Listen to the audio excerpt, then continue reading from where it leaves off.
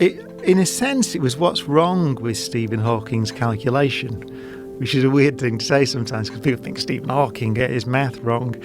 But he did actually in his calculation. So what he calculated back in 1973, 1974 is that a black hole, so we picture this thing from which nothing can escape, even light, even though these things are just a distortion in space and time. That's the description of them.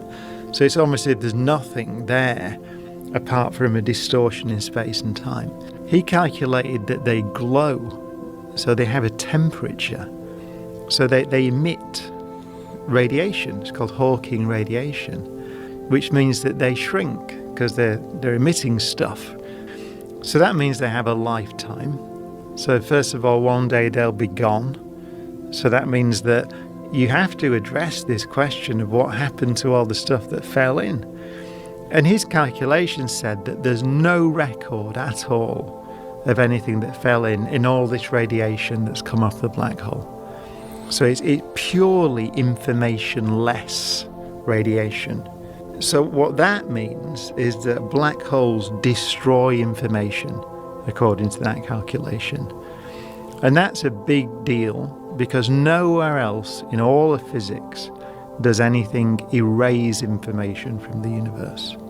Why does this calculation Stephen did, why has it got no information? Why does it say there's no information in this radiation?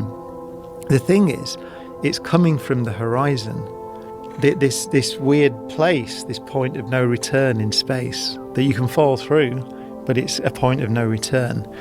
It sort of shakes, it almost disrupts the vacuum of space and sort of almost shakes particles out of the vacuum. That's one way of thinking about it. But this radiation is coming from the vacuum. It's coming from empty space. Whereas if you think about the thing that I throw in, if I throw this notepad into the thing, that goes to the singularity. It's got nothing to do, the radiation's got nothing to do with this thing. This thing is not set on fire or something like that. It's gone to the end of time, and just whatever's happened to it has happened to it.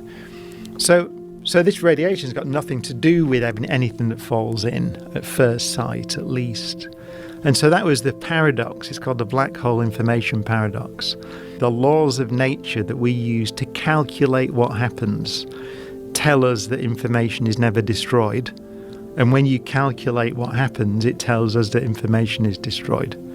So that's why everyone got interested in it in the 80s, because it's interesting.